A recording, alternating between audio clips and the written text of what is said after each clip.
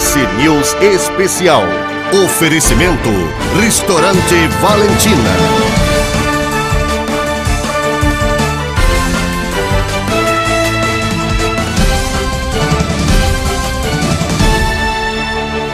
O ES News está no ar e vai mostrar para você.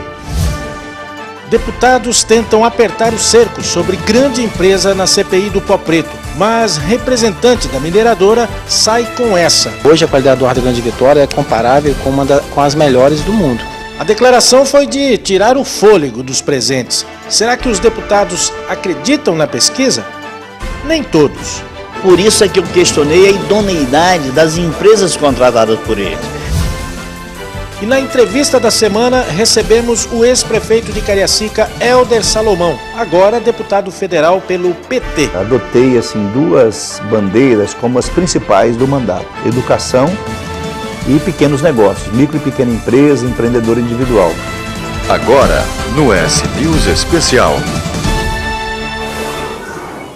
A Assembleia Legislativa convocou, mas o presidente da Vale não apareceu na CPI do Pó Preto. A comissão de deputados investiga a poluição do ar na Grande Vitória e pretende ouvir representantes das empresas, órgãos ambientais, sindicatos e lideranças comunitárias. O presidente da Vale era esperado para a última quarta-feira, mas ele não compareceu.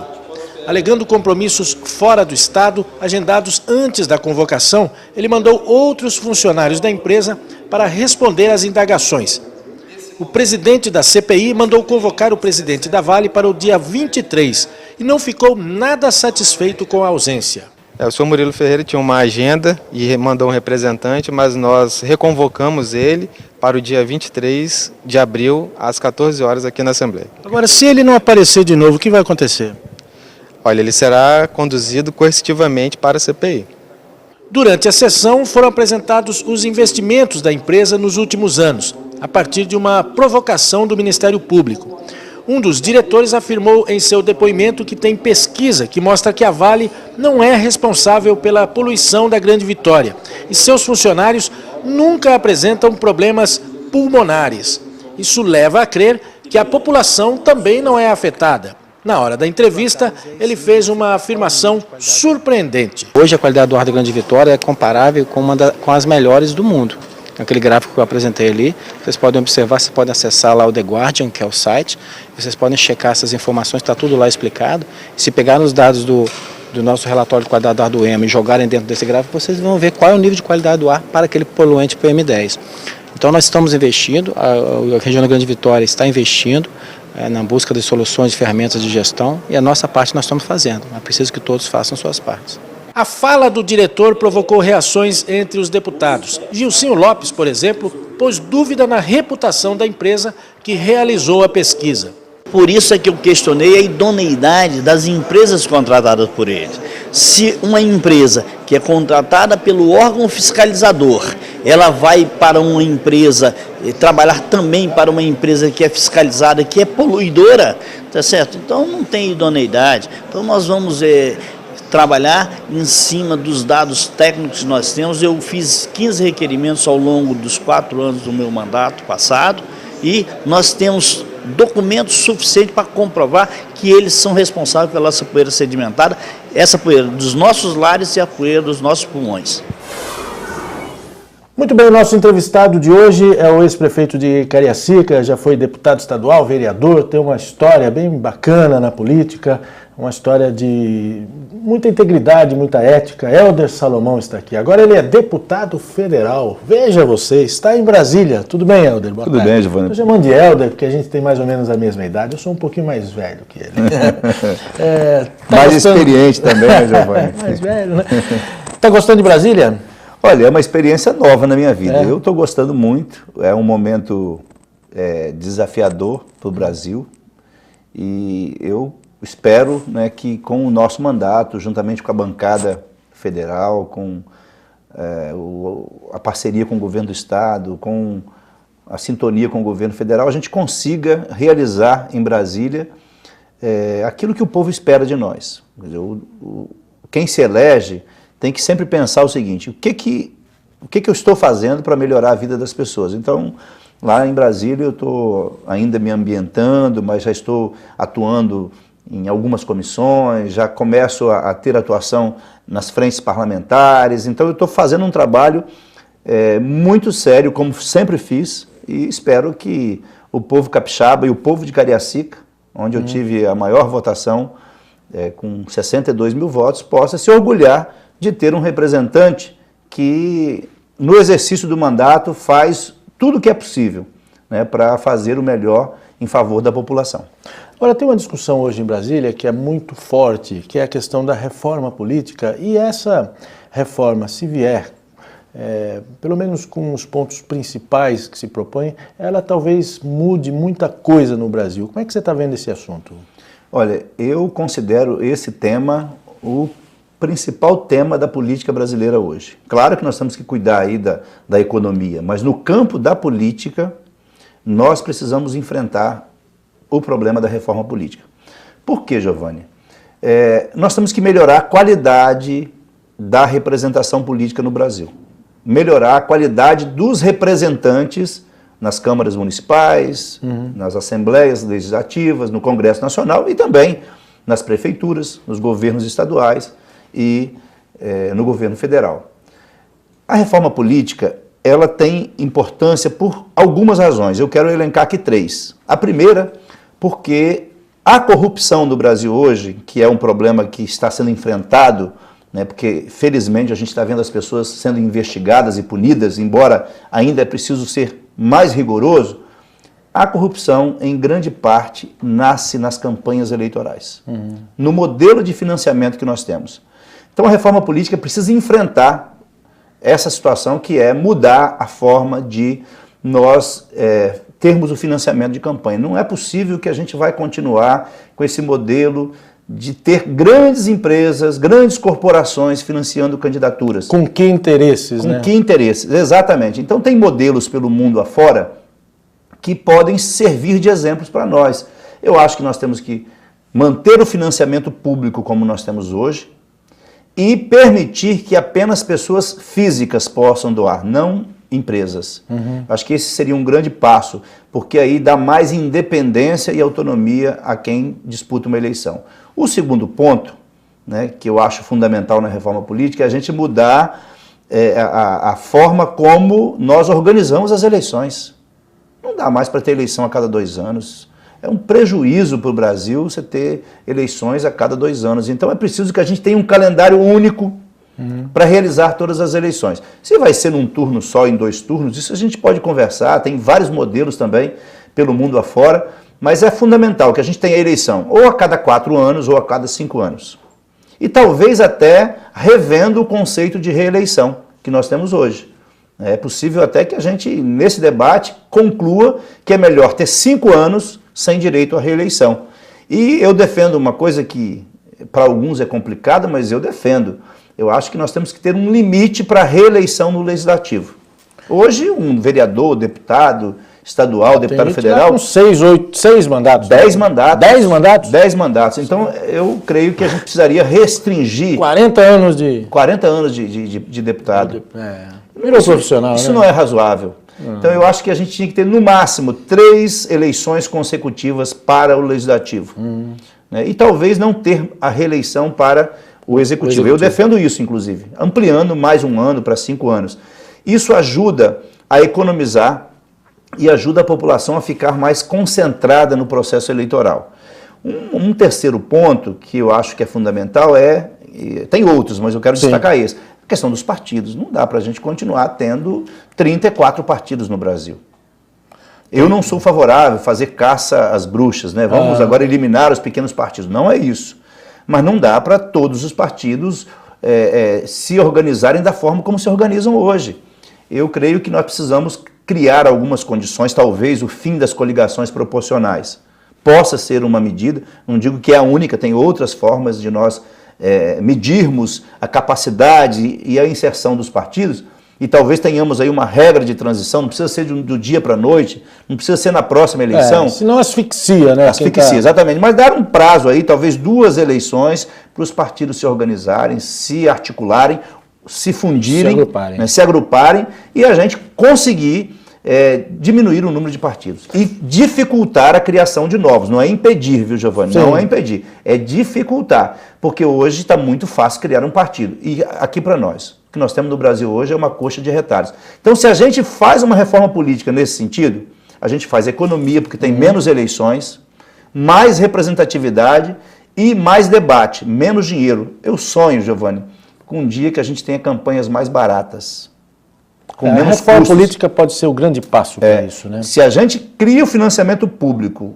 combinado com financiamento de pessoa física e limita, olha, o gasto com campanha não pode ser superior a esse teto.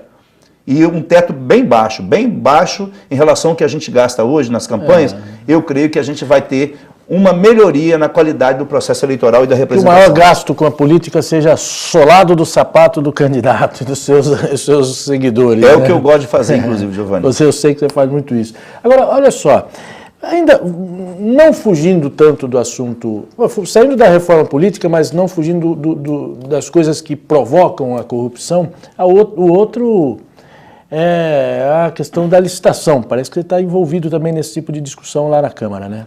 Eu na Câmara, eu estou priorizando assim, duas coisas fundamentais, a educação e os pequenos negócios, micro e pequena empresa. Educação, pela minha trajetória como professor, como prefeito, sempre defendi a educação como a estratégia mais importante para o desenvolvimento de um país. Esses dois assuntos aí, educação e pequenos negócios, eu queria deixar para o próximo bloco. Okay. Eu só queria uma resposta rápida sobre essas licitações. Eu estou na comissão especial que faz hoje a revisão da lei de licitações, que é a lei 8666, que regula todas as licitações do Brasil. Todos os municípios brasileiros, todas as empresas públicas têm que adotar esta lei para fazer uma licitação, para contratar uma obra, para comprar cadeiras e carteiras escolares, comprar computador, para tudo. E hoje nós sabemos que essa lei ela é muito burocrática. Então o nosso processo ele é lento, é burocrático, é muito demorado e não ajuda a combater a corrupção. Então nós precisamos de uma lei mais simples, ao mesmo tempo uma lei simples, mas que garanta que haja controle e participação da sociedade. Então, o que nós queremos com isso? Nós queremos que a lei ela possa ajudar a dar mais agilidade nas contratações, nas compras que são feitas pelas prefeituras, pelos governos estaduais e pelo governo da União. Não dá para a gente ter, por exemplo, o que a gente tem hoje, aeroporto de Vitória. Graças a Deus agora, o governo está anunciando que vai retomar essa obra. Tomara, né? Que a gente espera. Algumas vezes não retomou, mas... Só que assim, é inadmissível que essa obra tenha ficado parada esse tempo todo por causa de uma denúncia de superfaturamento. Se tem denúncia de superfaturamento, apura num prazo rápido de 3 meses, 6 meses no máximo. Mas não prejudica o andamento da obra. Não fica 8 anos. Aí agora nós vamos contratar a obra novamente, valor muito maior. Então a gente precisa de encurtar os caminhos, porque quanto mais etapas nós tivermos no processo de licitação, mais margem a gente dá para quem quer fazer coisa errada. Okay. Então eu creio assim, que isso vai ajudar a dar agilidade, porque o que o povo quer, Giovanni? Eu fui prefeito. Você vai na comunidade, faz uma reunião, eu vou construir uma creche no bairro Flechal 2, onde eu construí uma creche. Eu construí 25 creches em 8 anos em Cariacica. Do dia que você decide construir a creche, até fazer o projeto, licitar e entregar para a comunidade é muito lento. É muito lento porque o processo demora demais. E não tem jeito, ou você demora nesse processo, ou depois você vai ser denunciado pelo Ministério Público ou pelo Tribunal de Contas, porque fez o que não deveria ter feito. Então nós precisamos fazer um processo mais transparente, mais curto, e ao mesmo tempo combater a impunidade. Quem praticou dolo tem que ser punido. Agora, se o gestor cometeu um erro administrativo, não pode ser tratado igual aquele que quis, de fato, desviar os recursos públicos. Quem cometeu um erro, você bota num banco de escola e vai ensinar ele a ser gestor. Diferente daquele que assim, pode comprar... Propositalmente cometeu um erro. Pode comprar uma caneta por 5, comprou por 10 de propósito. Aí não é erro. Para ficar com os outros 5. Aí é má intenção, é dolo, né? Nós vamos para Vamos dar uma parada nessa entrevista aqui, vamos para um rápido intervalo, daqui a pouco a gente volta.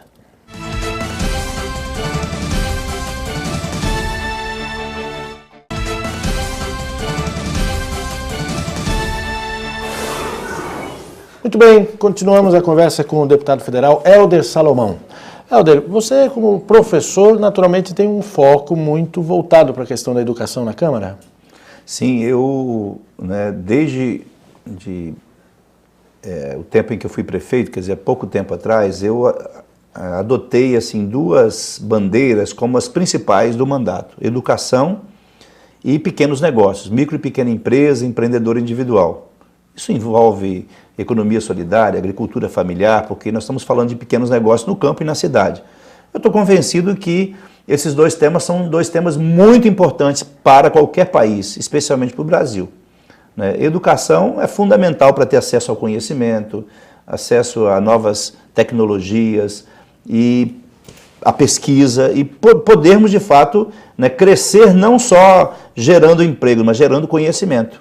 As nações mais avançadas do mundo tiveram o seu crescimento mais consolidado exatamente quando perceberam que a educação precisa ser prioridade não das campanhas, mas das ações do governo e das ações do próprio Estado. Lá na Câmara, eu, neste primeiro ano, estou atuando como suplente na Comissão de Educação, mas não me restrinjo àquilo que ocorre no âmbito da comissão.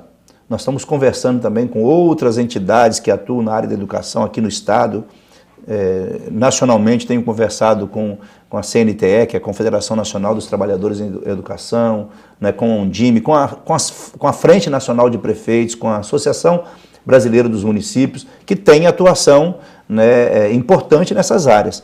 E eu creio assim, que nós temos que fazer um esforço para consolidar as diretrizes do Plano Nacional de Educação, do PNE. Como prefeito, você percebeu claramente que chegam muitos encargos e poucos recursos. Isso. Não tem que mudar essa lógica, não? Esse é um desafio? É um desafio, porque junto com a reforma política tem que vir a reforma tributária, ou seja, distribuir melhor os recursos. O que aconteceu no Brasil da década de 80 para cá?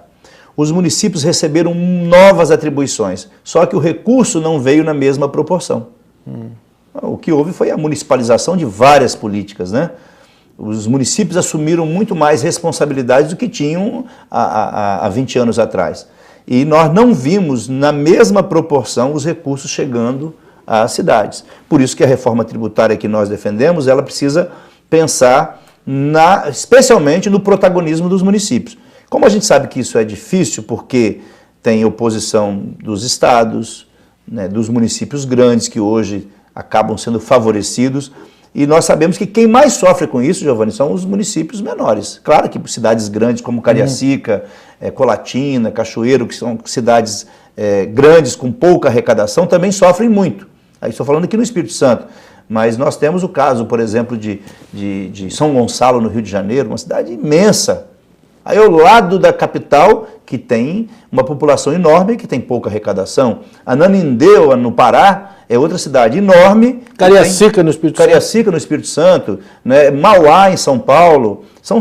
Aparecida de Goiânia, em Goiás. São cidades grandes, que têm baixa capacidade de arrecadação, mas têm muitos problemas sociais. Então, é preciso distribuir melhor os recursos, inclusive na área da educação.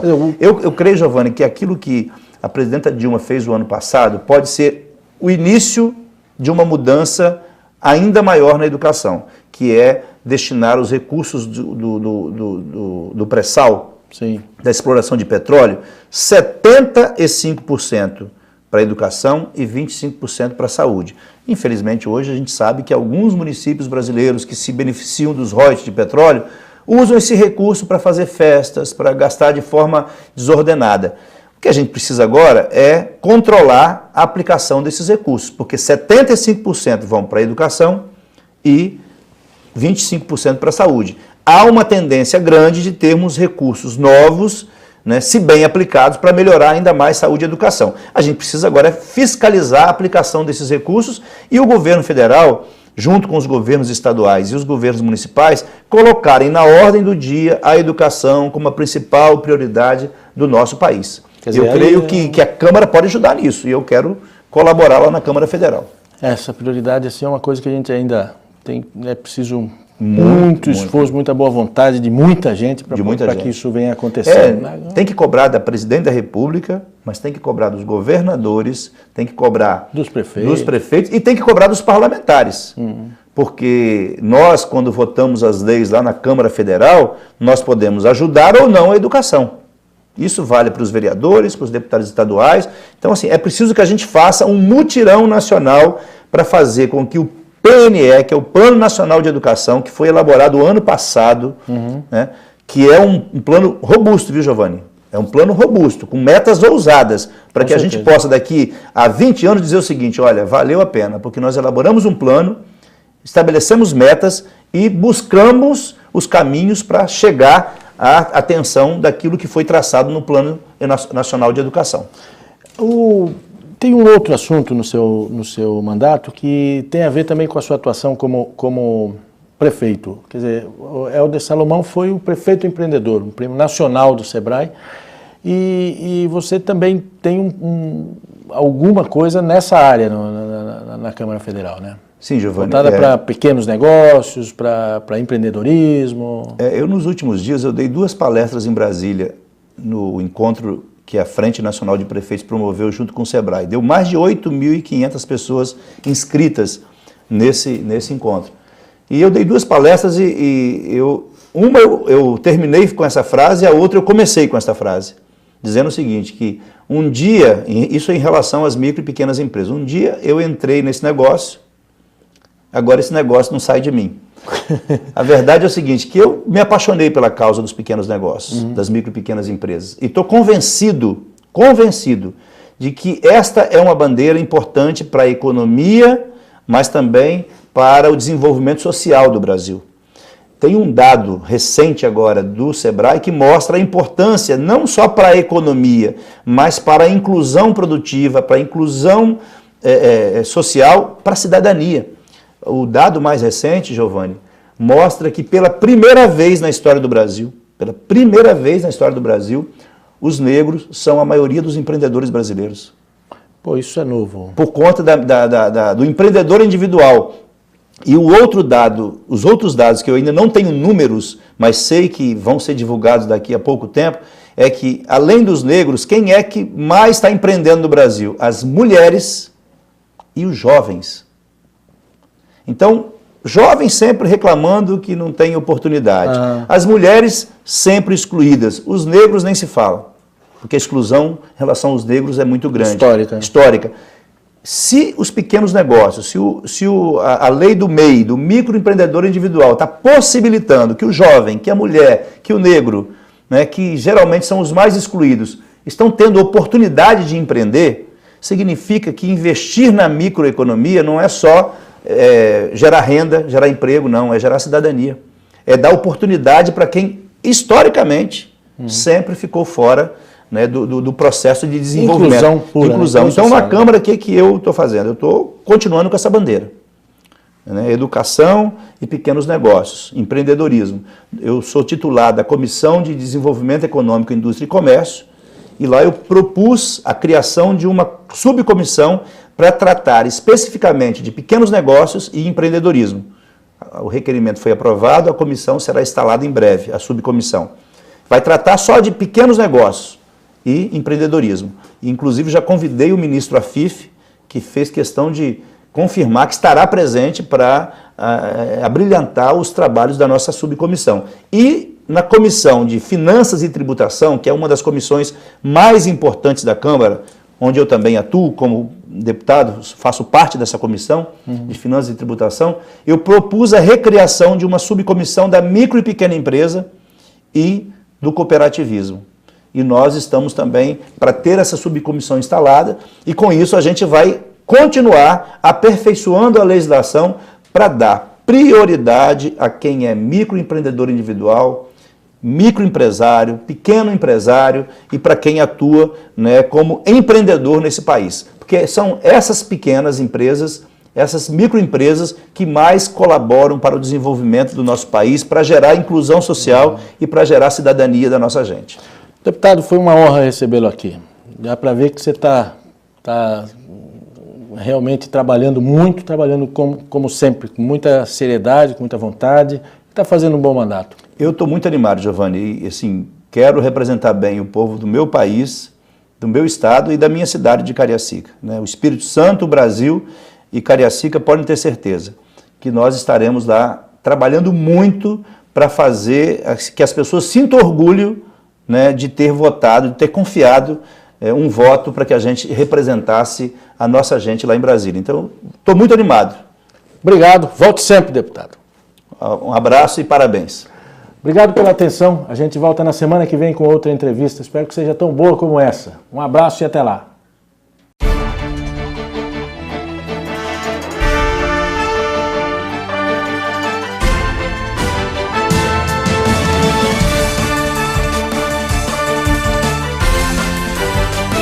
ES News Especial. Oferecimento Restaurante Valentina. Vamos à agenda dos filmes para você curtir no feriado. A sequência de Os Vingadores com a Era de Ultron chega no dia 22 no Cine System, um dia antes da estreia no Brasil. É aquele do Capitão América, Thor, Homem de Ferro, Hulk e companhia. I got no plans tomorrow night. I'm always picking up after you boys. We can tear them apart. O longa Chappie é destaque da semana na rede. A trama acontece na África do Sul, onde policiais humanos são substituídos por robôs dotados de inteligência artificial. A thinking robot could be the end of mankind. Outras atrações são Velozes e Furiosos 7, Cinderela. Wouldn't you prefer to eat when all the work is done, Ella? Dirty Ella. Cinderella. A animação Cada Um na Sua Casa e da série Divergente, Insurgente. No mais, pipocas e bons filmes nesse feriadão. Janine claims you're all dangerous insurgents. If we were to combine forces, we'd be unstoppable.